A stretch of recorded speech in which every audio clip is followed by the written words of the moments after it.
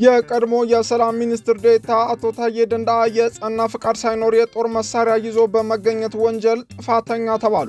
በቀረቡባቸው 2 ክሶች ነፃ ተብለዋል። ሪፖርተር ጠበቃቸውን አነጋግሯል። በተፈጥሯዊና ሰው ሰራሽ ችግሮች የተነሳ ዜጎች ወደ ጎዳና እንዲወጡ እየተገደዱ መሆኑና ክስተቱ ከጊዜ ወደ ጊዜ እየጨመረ መምጣቱ ተገልጿል። ሰላም ጤና ይስጥልን የተወደዳችሁ የኢትዮጵያ ሪፖርተር ዩቲዩብ ቻናል ቤተሰቦች፣ ለወቅታዊና ትኩስ መረጃዎች የኢትዮጵያ ሪፖርተር ዩቲዩብ ቻናል ቤተሰብ በመሆን ላይክ፣ ሰብስክራይብ እና ሼር እንድታደርጉ እያስታወስን የሰዓቱን አበይት ጉዳዮች ኢልያስ ክፍሌ ያስደምጣችኋለሁ።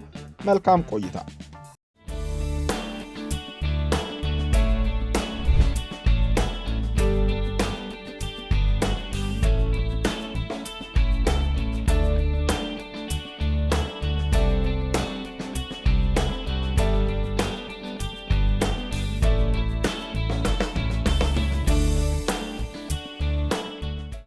በተፈጥሯዊና ሰው ሰራሽ ችግሮች የተነሳ ዜጎች ወደ ጎዳና እንዲወጡ እየተገደዱ በመሆኑ ክስተቱም ከጊዜ ወደ ጊዜ እየጨመረ መምጣቱ ተገልጿል። ከትንንሽ እስከ ክልል ትልልቅ ከተሞች ውሎና አዳራቸውን ጎዳና ላይ ያደረጉ ዜጎች ቁጥራቸው እየጨመረ መሆኑ በሕዝብ ተወካዮች ምክር ቤት በተካሄደ የውይይት መድረክ ተገልጿል።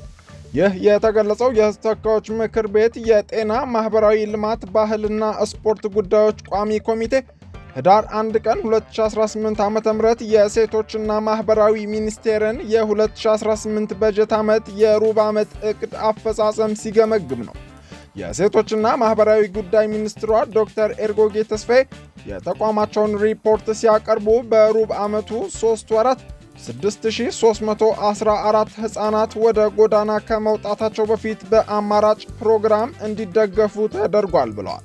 ቋሚ ኮሚቴው ውሎና አዳራቸውን ጎዳና የሚያደርጉ ዜጎች ቁጥር እየጨመረ መሆኑንና በዚህም ሳቢያ በተለይ ሴቶች ለከፋ የአካል ጉዳትና ለጾታዊ ጥቃት እየተዳረጉ በመሆናቸው እነዚህን ዜጎች ከጎዳና አንስቶ ወደ ቤተሰቦቻቸው ለመቀላቀል ሚኒስቴሩ ምን እየሰራ ነው በማለት ተጠይቋል። የህገወጥ ሰዎች ዝውውር እየጨመረ መምጣቱንና ህገወጥ ደላሎችን ስርዓት ለማስያዝም ምን እየተሰራ እንደሆነ ጥያቄ ቀርቧል። የሴቶችና ማህበራዊ ጉዳይ ሚኒስትር ዴኤታ ወይዘሮ ሁሪያ አሊ በሰጡት ማብራሪያ ውሎና አዳራቸውን ጎዳና ላይ ያደረጉ ዜጎች ከጊዜ ወደ ጊዜ እየጨመረ መሆኑን ተቀብለው ችግሩን ለመቅረፍ ከዓለም ባንክ ጋር በመተባበር በ22 ከተሞች ውሎና አዳራቸውን ጎዳና ላይ ያደረጉ ዜጎችን ከጎዳና በማንሳትና ማቆያ ውስጥ በማስቀመጥ የማህበራዊ ድጋፍና ስልጠና በመስጠት ወደ ማህበረሰቡ የመቀላቀል ስራ እየሰራን ነው ብለዋል። በተፈጥሯዊና ሰው ሰራሽ ችግሮች የተነሳ ዜጎች ወደ ጎዳና እንዲወጡ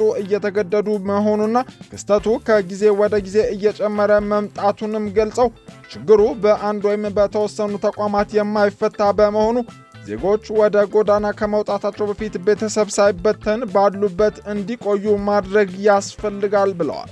ህገወጥ የሰዎች ዝውውርን በተመለከተ ህገወጥ ደላሎች በረቀቁ የወንጀል ድርጊቶች በማታለል ዜጎችን ድንበር እንደሚያሻግሩና ይህንን አይነት ድርጊት ለመግታት ደላሎቹን ለህግ አሳልፈው ለመስጠት የማህበረሰቡ ትብብር እንደሚያስፈልግም ሚኒስትር ዴኤታዋ ገልጸዋል።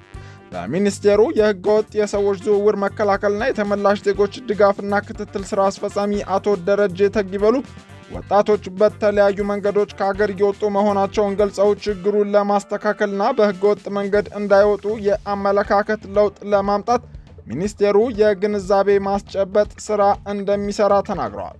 ይሁን እንጂ ለፍልሰት መሰረታዊ የሆኑ ምክንያቶችን ለማስቀረት በአገር ውስጥ የስራ ዕድል አማራጮችን መፍጠር ለችግሩም ቁልፍ የሆኑ ምክንያቶችን ለይቶ መስራት ይጠይቃል ብለዋል። በሴቶችና ማህበራዊ ጉዳይ ሚኒስቴር የሴቶች ዘርፍ ሴቶች መብት ጥበቃና ምላሽ ስራ አስፈጻሚ አቶ ዘካሪያስ ደሳለኝ በሴቶች ላይ የሚደርሱ ጥቃቶች በሚፈለገው መጠን ባይሆንም ከጊዜ ወደ ጊዜ እየቀነሱ ነው ብለዋል። ሚኒስትሯ በሪፖርታቸው የህፃናት ጉልበት ብዝበዛ መከላከል ላይ የተሻለ ስራ መከናወኑን ቢገልጹም ቋሚ ኮሚቴው የህፃናት ጉልበት ብዝበዛ መበራከቱንና አዲስ አበባን ጨምሮ በበርካታ ከተሞች ሚዛን ተሸክመው የሚዞሩ በሌሎች የጉልበት ስራዎች ላይ የተሰማሩ ለፀሐይና ለብርድ የተጋለጡ በርካታ ህፃናት በመኖራቸው አፈጻጸሙ በምን አግባብ እንደተገኘ ጠይቋል። ዶክተር ኤርጎጌ ተስፋዬ በሰጡት ማብራሪያ 856 ሕፃናት በህገወጥ አዘዋዋሪዎች እጅ በመገኘታቸው ጉዳዩ በህግ አግባብ ተለይቶ ሕፃናቱን መታደግ ተችሏል ሲሉ ገልጸዋል።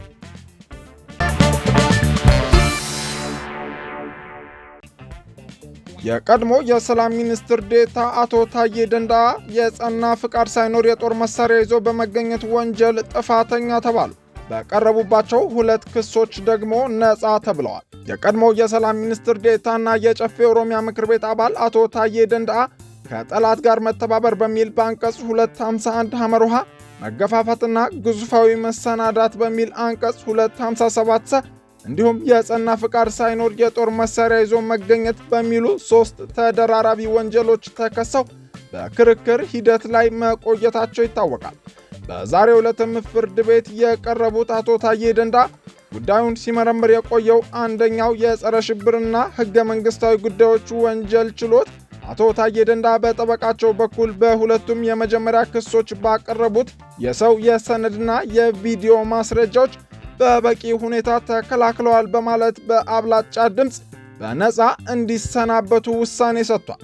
በሦስተኛ ደረጃ ለቀረበባቸው የጸና ፈቃድ ሳይኖር የጦር መሳሪያ ይዞ መገኘት ወንጀል ግን ባቀረቧቸው ማስረጃዎች በበቂ ሁኔታ ማስተባበል አልቻሉም በማለት ፍርድ ቤቱ የጥፋተኝነት ፍርድ በሙሉ ድምፅ ሰጥቷል።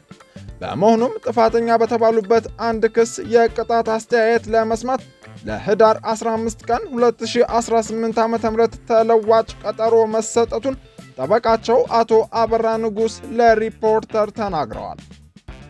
ዋናዎቹ 2 ክሶች ትላልቅ ክሶች ናቸው። ከጠላት ጋር መተባበርና ግዙፋዊ መሰናዶት የሚባሉ የቋንቋ አነጋገር ሊሆን ይችላሉ የሙያ ናቸው።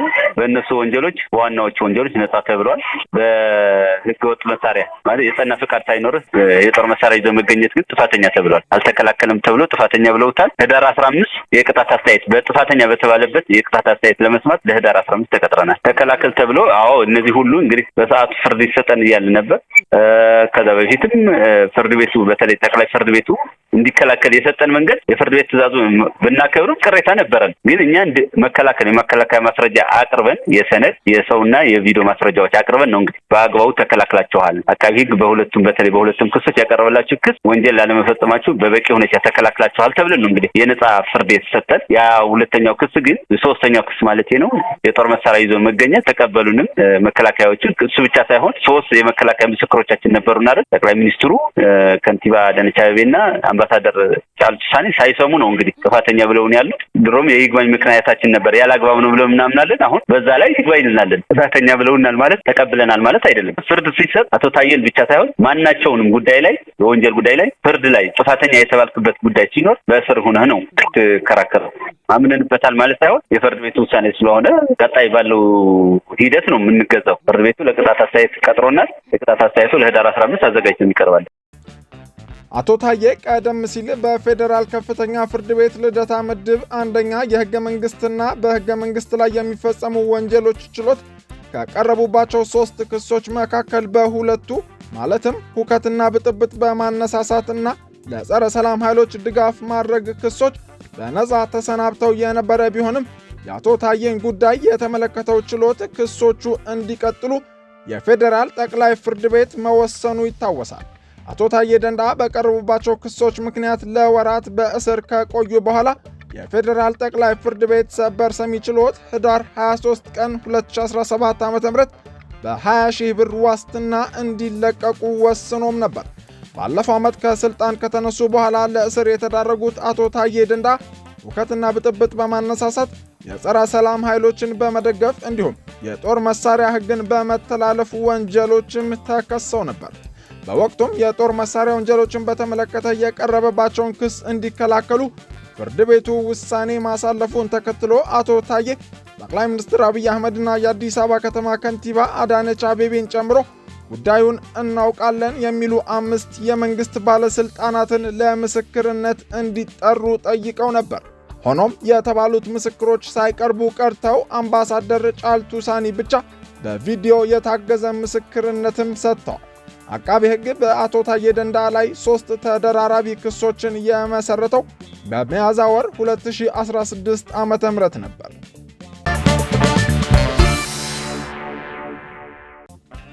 የተወደዳቸው የኢትዮጵያ ሪፖርተር ዩቲዩብ ቻናል ተከታታዮች ለወቅታዊና ፈጣን መረጃዎች የዩቲዩብ ቻናላችንን ላይክ፣ ሰብስክራይብ እና ሼር በማድረግ ቤተሰብ እንድትሆኑ እያስታወስን የሰዓቱን አበይት ጉዳዮች በዚህ ቋጭተናል። መልካም ጊዜ ተመኘን።